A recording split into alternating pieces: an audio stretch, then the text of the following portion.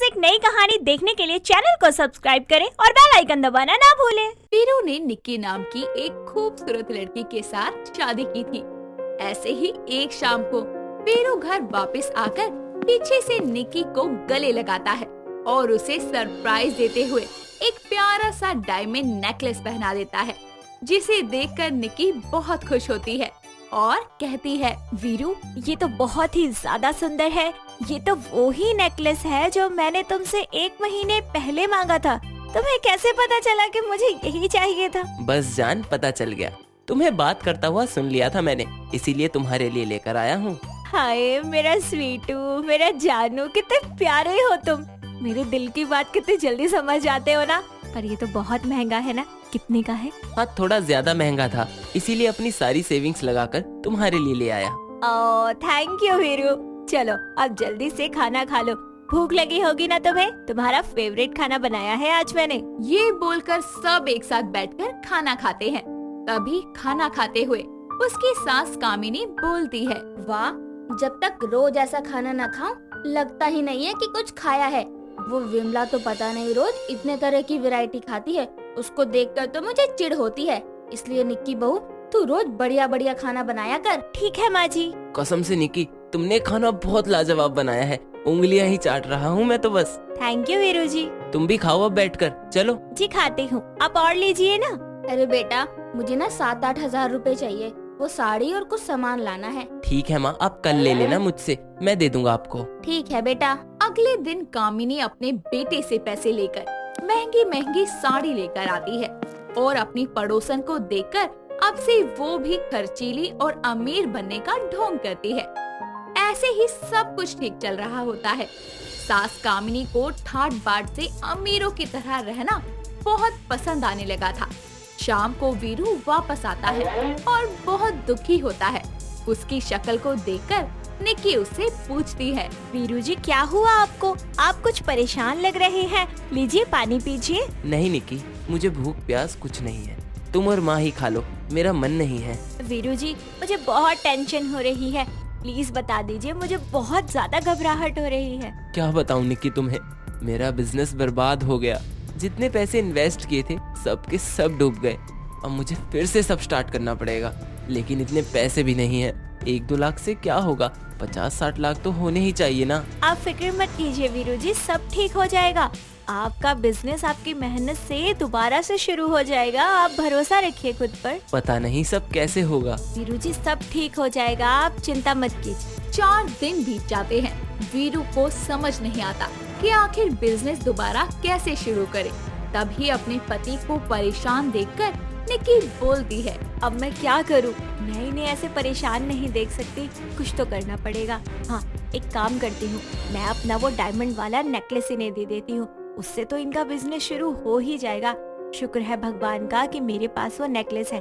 वीरू जी अब आप अपना बिजनेस फिर से शुरू कर सकते हैं। वो कैसे? आप इस नेकलेस को बेच दीजिए, इससे जो पैसे आएंगे उससे आप बिजनेस को वापस से स्टार्टअप कर लीजिए। नहीं निक्की, ये मैंने बहुत प्यार से तुम्हारे लिए खरीदा था। प्लीज मेरी बात मान लीजिए, बहस मत कीजिए। नहीं निक्की, समझने की कोशिश करो, मैं कुछ और इंतजाम करता हूँ। ये बोलकर वीरू कमरे से बाहर चला जाता है। तभी वो वापस आकर निक्की से कहता है, निक्की मैंने सोच लिया है मुझे क्या करना है। तुम मेरा बैग पैक कर दो, अभी मैं लखनऊ जा रहा हूँ, वहीं रहकर अपना बिजनेस स्टार्ट करूँगा। वहाँ से मुझे बड़े अमाउंट का लोन मिल गया है, इसीलिए अब माँ का ख्याल तुम्हें रखना है और अपना भी। नहीं वीरू जी, मैं आपके बिना कैसे रहूंगी इतनी दूर? कितना वक्त लगेगा कुछ पता भी नहीं है। तुम संभाल लोगी सब, मैं जानता हूँ। कुछ देर बाद वीरू अपनी माँ का आशीर्वाद लेकर और निक्की से गले मिलकर निकल जाता है। कुछ दिन बीत जाते हैं। घर के बचे हुए पैसे अब खत्म होने को आए थे।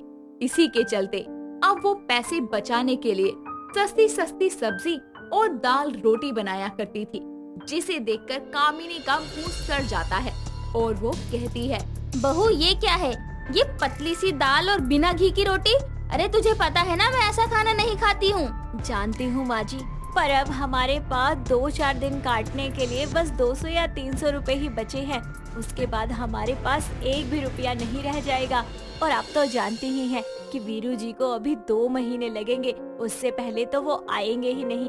घर की सारी कंडीशन आपको पता है, कुछ समझ नहीं आ रहा, मैं क्या करूं? अपना फालतू का लेक्चर अपने पास रख तू, मुझे मत सिखा, मुझे सब पता है, लेकिन मैं ऐसे गरीबों की तरह खाना नहीं खाऊंगी। प्लीज माँ जी खा लीजिए। तू ही खा इसे, मुझे नहीं खाना। ये बोलकर कामिनी अपने कमरे में जाकर अपनी अलमारी से काजू बादाम खाकर सो जाती है। निकी भी बिना खाए ही सो जाती है। अगले दिन कामिनी बहू की अलमारी से डायमंड का हार निकालकर बेच कर खा जाती है।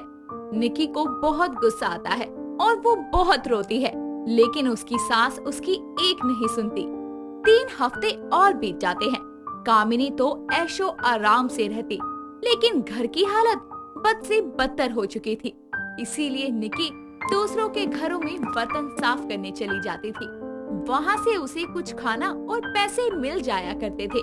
वो ये खाना अपनी सास कामिनी को खिलाती है, तो वो खाने की प्लेट गिराकर कहती है, तू ही ठूस ऐसे दूसरों के घर का बचा हुआ खाना, मैं नहीं इतनी गिरी हुई हूँ। मुझे और पैसों का इंतजाम करना ही पड़ेगा, ऐसे बेकार खाना नहीं खा सकती, न बिना अपनी शान के रह सकती हूँ। इतने दिनों से आसपास वालों से अपनी हालत छुपाई हूँ, अगर पता चल गया तो। माँ जी, आपको खाने का ऐसे अपमान नहीं करना चाहिए। कामिनी उसे सुनाकर बाहर चली जाती है। चलते चलते वो एक कोठे पर आ जाती है, जहाँ एक सेठानी बनी औरत उसका बुझा हुआ चेहरा देखकर उसके पास आती है और कहती है, बड़ी परेशान हो, पैसे की दिक्कत है तुम्हें? तुम कैसे जानती हो? देखो मैं सब जानती हूँ, इस एरिया का चप्पा चप्पा। खैर वो छोड़ो, मैं तुम्हें पैसे दे सकती हूँ, काफी दे सकती हूँ, पूरे 5 लाख। सोच क्या रही है कामिनी, अपनी बहू का सौदा कर ले, इससे तेरे सारे ऐशो आराम भी पूरे हो जाएंगे। अरे तू पैसों में खेलेगी, कोई तेरा मजाक भी नहीं उड़ाएगा। कामिनी उससे अपनी बहू का सौदा कर लेती है। घर जाकर कामिनी अपनी बहू से नाचने गाने की बात करती है और उसे अपने बेटे की खातिर इमोशनल पूल बनाकर वो वहाँ कोठे पर जाने के लिए तैयार कर लेती है। निकी अब वहाँ नाचने गाने लग जाती है, जहाँ उसे दूसरे आदमी छेड़ा भी करते थे। निकी को वैसे तो बहुत घिन आती थी, लेकिन अपने पति के पैसों का इंतजाम करने के लिए वो कोठे पर रहकर नाच गाना शुरू कर देती है। वीरू अचानक से छुट्टी करके अपने घर आता है, जहाँ पर उसे ताला लगा मिलता है और उसके घर वालों का कोई फोन नहीं लगता। तभी उसका दोस्त अचानक उसे कोठे में ले जाता है, जहाँ वो अपनी बीवी को नाचते हुए देख लेता है, लेकिन निकी उसे अनदेखा करके ऊपर बढ़ जाती है। वीरू उसके पीछे जाने की कोशिश करता है, लेकिन सेठानी जलेबी बाई उसे रोकते हुए कहती है, कहाँ जा रहे चिकने? मुझे अपनी वाइफ के पास जाना है, जो अभी यहाँ से गई। वो है मेरी पत्नी। भूल जाओ उसे, अब उसका सौदा हो चुका है। पर किसने किया? एक बुढ़िया ने अपनी बहू का किया है। नहीं, ये नहीं हो सकता। मुझे मेरी वाइफ वापस करो। तुम्हें जितने पैसे चाहिए मैं दूंगा। नहीं मिल सकती अब वो तुझे, वापस चला जा यहाँ से। मैं अपनी पत्नी को बिना लिए नहीं जाऊंगा। मुझे मेरी पत्नी वापस दो, वरना मैं पुलिस को कॉल कर दूंगा। नहीं, पुलिस की कोई जरूरत नहीं है, मुझे मेरे पैसे वापस करा दो सौदे के, और ले जाओ अपनी पत्नी को। ठीक है, मैं लेकर आता हूँ। वीरू ये कहकर घर की तरफ बढ़ता है और अपनी माँ को ढूंढता है, और वो उसे पैसे गिनती हुई मिल जाती है। वो बहुत ही खुश नजर आती है। तभी वो जाकर उसके आगे पड़े हुए पैसे उठाता है, और उसमें से आधे पैसे तो वो पहले ही खर्च कर चुकी होती है। बाकी के पैसे वो अपने बैग में रख लेता है, और आधे पैसे अपने दोस्त से मांगकर उस कोठे वाली जलेबी बाई को दे आता है। वीरू अपनी बीवी निकी को वहाँ से छुड़ाकर ले जाने लगता है, लेकिन निकी उससे अपना हाथ छुड़वाते हुए बोलती है, अब मैं आपके साथ नहीं जा सकती। अब मैं इन बदनाम गलियों की होकर रह चुकी हूँ। अब अगर मैं आपके साथ आपकी जिंदगी में वापस आई तो लोग मेरे साथ साथ आप पर भी कीचड़ उछालेंगे, और ये मैं बर्दाश्त नहीं कर सकती। इसलिए मुझे कहीं नहीं जाना। पागल हो गई हो क्या? ये सब मैंने तुम्हें अपनी जिंदगी में वापस लाने के लिए किया है। सब मेरी वजह से हुआ है। अगर मेरे हालात बिगड़ते नहीं तो ये सब नहीं होता, और इस बात के लिए मैं बहुत शर्मिंदा हूँ। निकी, मुझे माफ कर दो। वीरू उसे बहुत समझाता है। आखिरकार निकी रोते हुए उसे गले लगकर उसके साथ जाने का फैसला करती है, और वक्त के साथ साथ निकी ये सब हादसा भूल जाती है, और साथ ही वीरू का बिजनेस भी वापस से चलने लगता है। जिया और रिया 2 बहनें थी, और दोनों के स्वभाव में जमीन आसमान का फर्क था। जिया सिंपल कपड़े पहनने वाली शांत स्वभाव की लड़की थी, तो वहीं रिया टिप टॉप मॉडर्न लड़की थी। जिया की शादी कार्तिक नाम के एक लड़के से हो जाती है।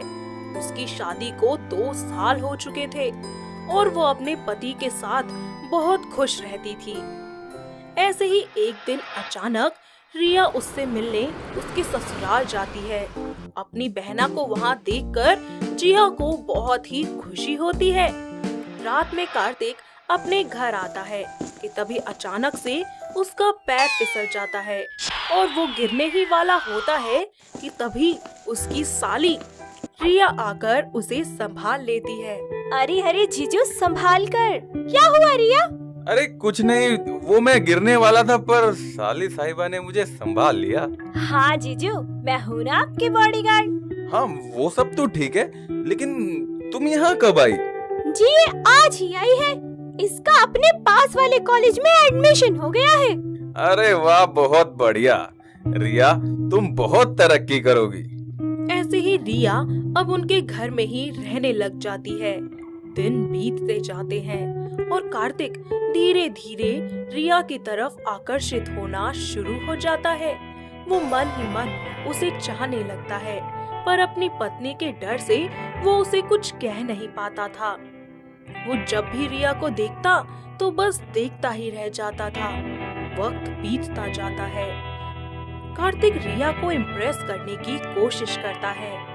ऐसे ही एक दिन वो अपनी बीवी और साली को एक अच्छे और बड़े रेस्टोरेंट में डिनर के लिए ले जाता है। वो अपनी बीवी के बदले अपनी साली की चेयर पीछे करके उसे बैठने को कहता है। अरे वाह, बीवी को तो आज कोई पूछ ही नहीं रहा। सारे भाव तो साली को ही मिल रहे हैं। हाँ हाँ क्यों नहीं। और जीजू ना आपसे ज्यादा मुझे प्यार करते हैं, क्यों है ना जीजू? हाँ हाँ बिल्कुल भाई। और तुम नाराज क्यों हो रही हो? तुम्हारे लिए तो रोज करता हूँ ना ये सब। आज अपनी साली साहिबा के लिए कर दिया, क्या बुरा किया? अच्छा जी, घर चलो, तुम्हारी सुताई तो आज मैं बेलन से करूंगी। अरे कोई बात नहीं ना दीदी, क्यों आग बबूला हो रही हो? आखिर मैं भी तो उनकी साली हूँ, इतना तो करेंगे ही ना। जीजू अब जल्दी से कुछ ऑर्डर कर दो ना, मुझे बड़ी भूख लगी है। हाँ हाँ जल्दी करवा लो कुछ ऑर्डर, और यहाँ आकर मेरे पास बैठ जाओ। कार्तिक ऑर्डर देकर जिया के पास बैठ जाता है। सभी खाना खाकर घर चले जाते हैं। धीरे धीरे रिया के दिल में भी अपने जीजा कार्तिक को लेकर भावनाएं जागने लगती हैं। ऐसे ही एक दिन जिया को कीर्तन में जाना होता है, इसलिए वो अपनी बहन को साथ ले जाने की सोचती है। लेकिन जीन्स और टॉप की जगह वो उसे सूट पहनने को कहती है, पर रिया को अपना एक सूट दे देती है, जिसे वो पहनकर तैयार हो जाती है कि तभी वहाँ जिया का पति कार्तिक आ जाता है और रिया को अपनी पत्नी समझकर उसे गले लगा लेता है। हाय जिया, तुम कितनी खूबसूरत लग रही हो इस सूट में, कसम से मार ही डालोगी। क्या हुआ, तुम कुछ बोल क्यों नहीं रही? वैसे कितना समय हो गया ना तुम्हें गले से लगाए, बस आज तो गले लग ही जाओ। तभी वहाँ जिया आ जाती है। ये क्या हो रहा है? अरे तुम यहाँ? मुझे लगा ये तुम हो, लेकिन तुम तो ये हो। तो ये कौन है और तुम कौन हो? मैं हूँ जीजू। आगे से ध्यान रखो, तुम्हारी बीवी कैसी है और कौन है, ऐसे ही किसी को भी चिपक जाते हो। आई एम सॉरी यार, सीरियसली मुझे नहीं पता था कि वो तुम नहीं हो, लेकिन तुमने उसे अपना सूट क्यों पहनाया? मैं तो कंफ्यूज होऊंगा ही ना। वो आज हम कीर्तन में जा रहे थे, इसीलिए मैंने रिया को अपना सूट पहना दिया। जभी तो मुझसे गलती हो गई। अच्छा ठीक है, कोई बात नहीं। रिया जल्दी चलो। रिया अपने जीजू का स्पर्श भूल ही नहीं पाती। वो बार बार उसी लम्हे को याद करती रहती है। ऐसे ही एक दिन जब जिया मार्केट गई होती है तो रिया कार्तिक के पास जाती है और उसे जोर से अपने गले लगा लेती है। क्या हुआ रिया, सब ठीक तो है ना? किसी ने कुछ कहा क्या तुम्हें? मुझे किसी ने कुछ नहीं कहा, बल्कि जो किया है आपने किया है। अरे मैंने क्या किया है? सब आप ही ने तो किया है। मेरा दिल, मन, चैन सब चुरा लिया। अब तो बस एक जान ही बाकी है, लेकिन लगता है इन दूरियों में वो भी चली जाएगी। ये क्या बक रही हो तुम? ऐसा कुछ भी नहीं होगा, समझी तुम? बहुत प्यार करती हूँ मैं आपसे। अगर आप नहीं मिले ना तो मैं सच में मर जाऊंगी। मैं भी तुमसे बहुत प्यार करता हूँ रिया, और तुम्हारे बिना एक पल जीना भी मेरे लिए बहुत मुश्किल है। वक्त बीतता जाता है और जिया और कार्तिक की नजदीकियां बढ़ती ही जाती हैं। ऐसे ही एक दिन जिया को मार्केट जाना होता है और घर पर रिया और कार्तिक अकेले होते हैं और दोनों इस मौके का फायदा उठाकर एक दूसरे के क्लोज आ जाते हैं। तभी आधे रास्ते में पहुंचकर जिया को याद आता है कि वो अपना पर्स घर पर ही भूल गई है और वो वापस अपने घर जाती है कि तभी उसकी नजर रिया और कार्तिक पर पड़ती है, जो एक दूसरे की बाहों में बाहें डाले बैठे हुए थे और उन्हें ऐसे देखकर जिया के होश ही उड़ जाते हैं और वो गुस्से से आग बबूला हो जाती है। क्या हो रहा है ये सब? अरे तुम इतनी जल्दी आ गई? अभी तो गई थी ना तुम? हाँ, मैं अपना पर्स भूल गई थी, वही लेने आई थी, पर यहाँ तो कुछ और ही चल रहा है। अरे बाबू, तुम गलत समझ रही हो। हम तो बस यूं ही बातें कर रहे थे यार, थोड़ी बहुत। अच्छा, ऐसे बाहों में बाहें डालकर भला कौन सी बातें होती है? मुझे ना सब समझ आ चुका है। ज्यादा बेवकूफ बनाने की जरूरत नहीं है। अच्छा हुआ जो आपको सब पता चल गया। अब हमें किसी से कुछ भी छुपाने की जरूरत नहीं है। अब मैं और कार्तिक आराम से शादी करेंगे। वो तो तब होगा ना जब मैं इनको डिवोर्स दूंगी और मेरे जीते जी तुम दोनों कभी एक नहीं हो पाओगे। मैं अभी के अभी मम्मी पापा को फोन करके तुम्हारी सारी काली करतूतें बताती हूँ। नहीं नहीं जिया, तुम ऐसा बिल्कुल नहीं करोगी। मेरी बात तो सुनो एक बार यार तुम। जिया जैसे ही फोन उठाकर अपने घर कॉल करने लगती है, तभी पीछे से रिया उसके सर पर लोहे के गमले से जोरदार वार करती है। जिया लहूलुहान होकर वहीं बेहोश होकर गिर जाती है और अपना दम तोड़ देती है। रिया उसके पास जाती है और बोलती है, बहुत बोल रही थी ना कि मेरे जीते जी तुम दोनों एक नहीं हो पाओगे। लो, तुम्हारा नाम ही हटा दिया मैंने हमारी जिंदगी से और हर जगह से। अब बताओ, उठो ना, बोलो, बोलती क्यों नहीं? अब मैं और कार्तिक हमेशा के लिए एक हो जाएंगे और तुम हमें कभी अलग नहीं कर पाओगी, कभी भी। कार्तिक और रिया मिलकर दोनों पुलिस में FIR करते हैं और जिया की मौत को सुसाइड का नाम दे देते हैं। वक्त बीतता जाता है। थोड़े ही समय बाद घर वालों की रजामंदी से रिया और कार्तिक शादी कर लेते हैं और हमेशा के लिए शहर छोड़कर चले जाते हैं। तो दोस्तों, कैसी लगी आपको हमारी ये बहन बनी सौतन की कहानी? क्या आपके घर के आसपास भी है कोई ऐसी बहन जो अपनी ही बहन का इस तरीके से घर उजाड़ती हो? अगर हाँ, तो उसे ये वीडियो दिखाइए और हमें कमेंट करके बताइए।